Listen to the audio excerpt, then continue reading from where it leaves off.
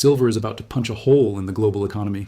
Every rooftop solar panel, every electric vehicle rolling off the line, every 5G tower going up, they all lean on the same microscopic layer of silver, and the world is quietly running out of it. At this pace, we don't hit a problem in 50 years. We hit it this decade. In the next few minutes, I'm going to show you a 4-stage pattern that keeps turning up in big resource crises. Oil in the 1970s, wheat during the Irish famine, and palladium in the 2000s. Then you'll see why this isn't just another bullish metal story. It's a structural problem sitting under the entire green energy transition. But before we get to the pattern, look at where silver is starting from. On one major exchange, registered silver inventories have fallen from around 300 million ounces to under 100 million ounces by late 2023. That is only a few weeks' worth of global industrial demand. This shows how quickly visible buffers can shrink when deficits persist. Electric vehicles use about twice as much silver as combustion cars. Add 5G, data centers, electronics, medical devices, and industrial demand has hit record highs around 650 to 700 million ounces a year and keeps growing. Mine supply, meanwhile, has been flat to down since 2015, and most of that silver only comes out of the ground as a byproduct of other metals. We can't just flip a switch and double it. Before you write this off, let me be clear. I'm not giving you a price target. This is not a prediction video. This is pattern recognition. There is a 4-stage mechanism that shows up again and again in commodity history. Silver is now deep into stage 3. At that point, the outcome stops being a matter of opinion and starts to look a lot like math. Here's how the pattern works. Stage 1 is quiet abundance. The resource is cheap and always available, so nobody worries about supply. Governments, companies, and households build it into their plans as if it were a law of nature. Stage 2 is when demand jumps and supply can't keep up. Something changes. Technology, regulation, consumption, and usage starts rising faster than anyone expected. But the physical system can't turn on a dime. Geology, permits, and existing infrastructure move slowly. Stage 3 is the deficit. Year after year, the world uses more than it produces. Stocks are drawn down. Prices start to rise, first gradually, then in sudden moves.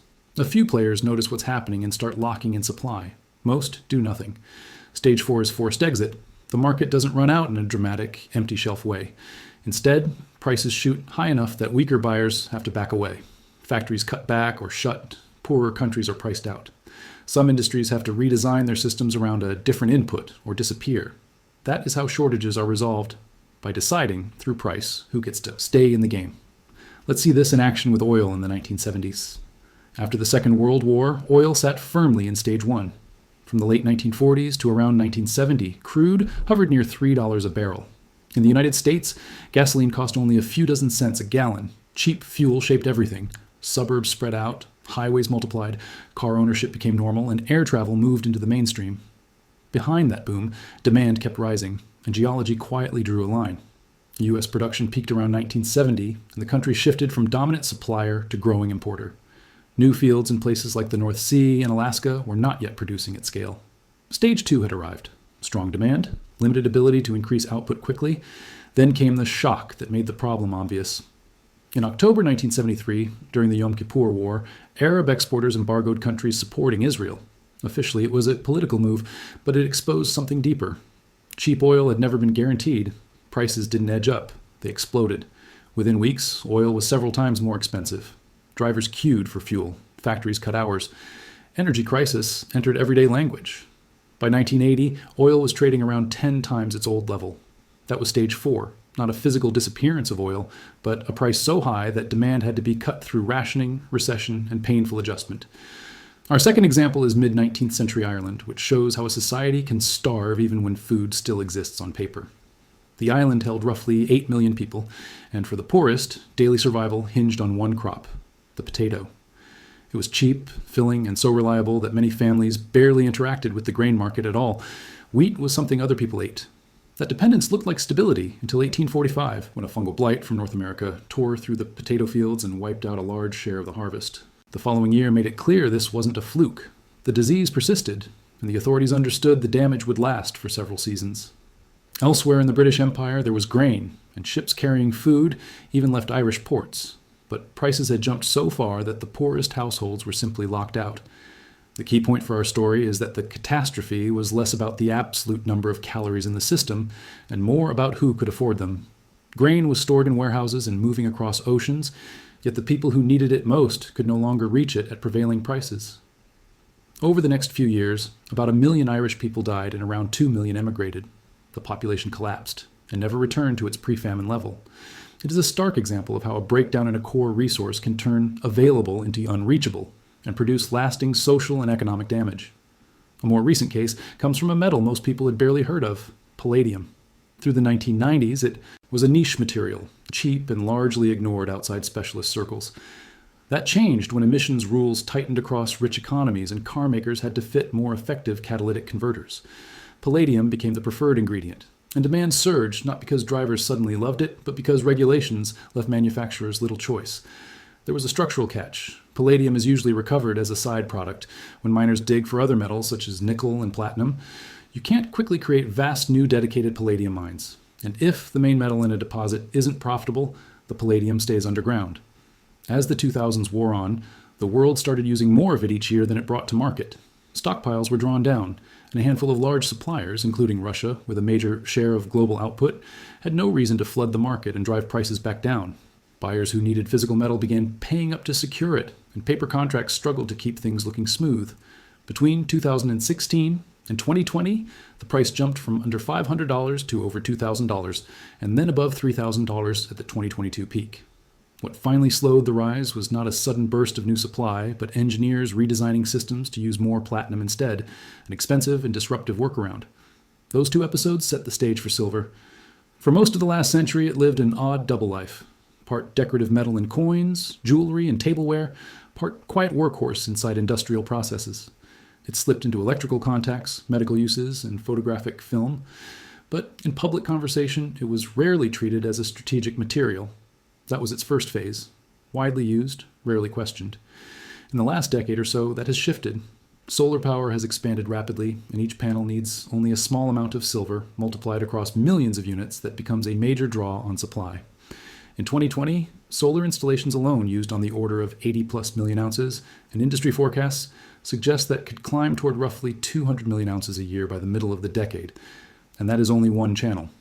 Electric vehicles, new communications infrastructure, data centers, advanced electronics, and medical devices all add layers of demand. At the same time, bringing significant new mining capacity online is slow and capital intensive. Large deposits take years of studies, permits, financing, and construction before they produce anything meaningful, and investment in such projects has been subdued. Silver also often comes out of the ground alongside other metals, which means output cannot be increased independently with the flick of a switch. Put together, you have a metal whose industrial use is climbing because of long-term policy choices and technology shifts, while the system that supplies it adjusts only gradually. That combination is what moves silver out of its sleepy first phase and into the kind of tightening we have seen before in other critical resources.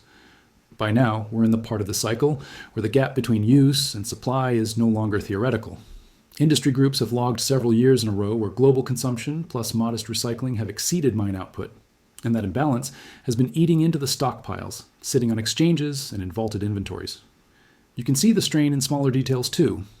Buyers willing to pay extra for immediate delivery, longer waits for large orders, and a derivatives market where many more paper claims trade than there is metal set aside to honor them.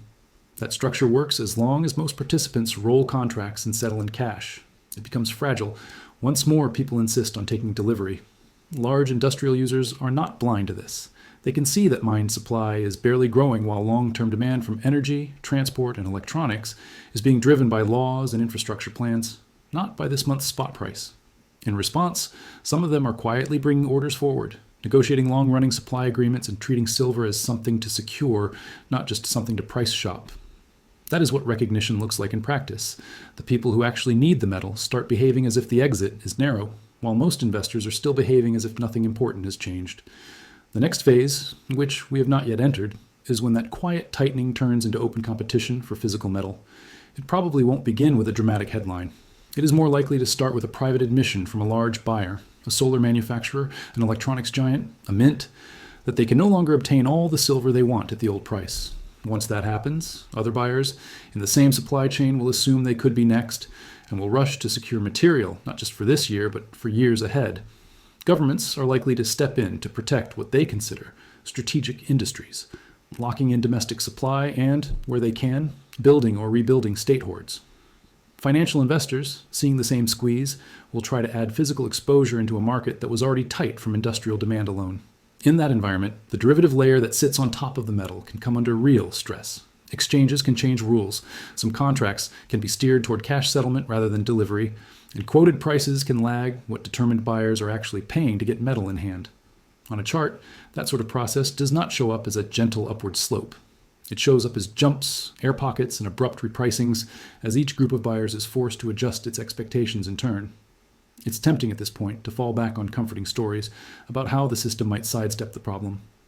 One hope is substitution, simply swapping silver out of solar, cells, and electronics in favor of cheaper metals. In the lab, alternatives can be made to work. In mass production, however, issues like conductivity, corrosion, and efficiency limits make silver very hard to replace without sacrificing performance or raising other costs, especially when you are dealing with microscopic features and high operating temperatures. Another hope is recycling. It will play a role over the long run, but most consumer devices contain such small amounts of silver that recovering it is rarely economical, and many sit in drawers or landfills rather than entering organized recycling streams.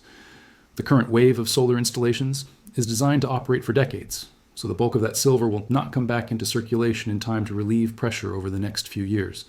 A third story is that higher prices will simply call forth more supply. In mining, that response is slow and heavily constrained. Large projects require years of geological work, permitting, infrastructure, and financing before they contribute meaningfully. And in silver's case, many deposits are only developed when the main metal in the ore body makes sense on its own terms. The idea that demand will quietly dial down if prices spike runs into its own obstacle. A large share of future use is tied to policy commitments. Across major economies, utilities, automakers, and equipment manufacturers are under legal and regulatory pressure to expand low-carbon energy and electrified transport, and many have already invested on the assumption that those rules will stand. They cannot easily abandon those paths because one input has become more expensive. We have already seen, in earlier energy crises, that even powerful countries cannot vote away geology or the physics of their infrastructure.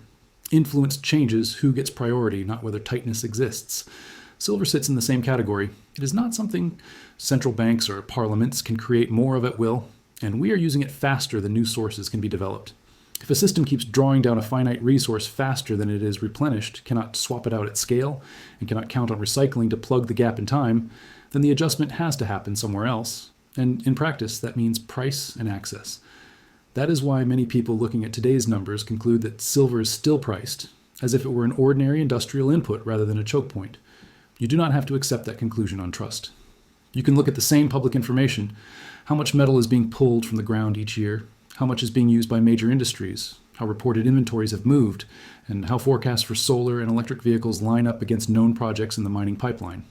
Put those pieces together and you see the same outline.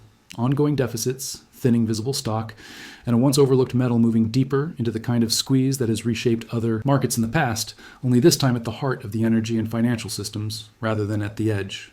Nothing here is investment advice. This is an educational look at how resource constraints can develop, not a recommendation to buy or sell any asset.